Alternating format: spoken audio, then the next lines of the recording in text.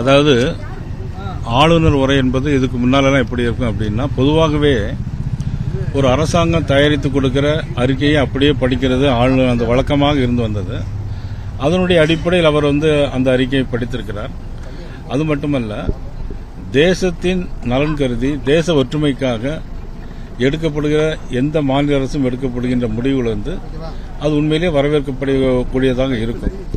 ஆனால் மத்திய அரசுக்கு எதிராகவோ தமிழ் மக்களுக்கு எதிராகவோ எந்த நடவடிக்கையும் இருந்தால் அது ஏற்றுக்கொள்ளப்பட மாட்டார். இப்போ சட்டப்பேரவைக்கும் ஆளுநர் மாளிகை, அதாவது தமிழ்நாடு அரசுக்கும் ஆளுநர் மாளிகைக்கும் இணைப்பை பத்தி பேசி அவர் ஒரு ட்வீட் ஒன்று பண்ணியிருந்தார். குறிப்பா கடந்த நாட்கள்ல பாக்குறப்ப ஆளுநருடைய உரை இல்லாம இடம்பெற்றிருந்துச்சு. இந்த முறை அந்த இணக்கம் வெளிப்படுத்திருக்கிறதா சொல்லியிருக்கிறாரு. இல்ல, அது ஒவ்வொருவருடைய கவர்னருடைய நடவடிக்கையை பொறுத்து அவங்களுடைய நிகழ்ச்சிகள் இருக்கும். சார், தாவேகா அமைச்சரவையில் காங்கிரஸ் இடம்பெற்றிருக்கு. அதே போன்று மேகதாது அணை விவகாரத்திலையும் அங்க ஆட்சியில் இருக்க காங்கிரஸ் அரசு கட்டியே தீர்வோம்னு இருக்காங்க. இன்னைக்கு தனி தீர்மானம்னா நிறைவேற்றிருக்காங்க சட்டப்பேரவையில். எப்படி பாக்குறீங்க சார் அந்த முரணை? கூட்டணியில இருந்துட்டு அவங்க சைட்ல இருந்து பேசாம ஒரு தீர்மானம் மட்டும் நிறைவேற்றுவது என்பது இல்ல. அதை தமிழக முதலமைச்சர் திரு ஜோசப் விஜய் அவர்கள் தான் கேட்கணும். இங்க காங்கிரஸ்ல அவங்களுக்கு இடம் கொடுத்திருக்காங்க, அங்க காங்கிரஸ் அரசாங்கம் இருக்கு.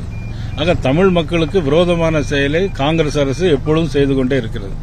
அது மாநில அரசாக இருக்கும் சரி, 12 ஆண்டுகளுக்கு முன்னால மத்திய அரசாக இருக்கும் போதும் சரி, காங்கிரஸ் அரசாங்கம் என்னைக்குமே தமிழக மக்களுக்கு துரோகம் விளைவித்த கட்சியாகத்தான் இருக்கிறது. தேசிய கீதம் 2 முறை பாடப்பட்டிருக்காது, பேச பொருளாக இருக்கிறது.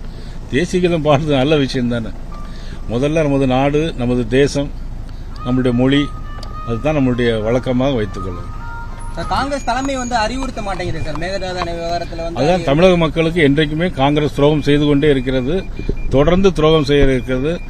துரோகம் செய்யக்கூடிய கட்சிக்கு இன்னைக்கு மந்திரி சபையில் இடம் கொடுத்திருக்கிறது திரு ஜோசப் விஜய் அவர்கள். இதிலிருந்து என்ன தெரிகிறது? இவருக்கும் தமிழ் மக்கள் மீது அக்கறை என்பதை எடுத்துக்காட்டுகிறது. அதே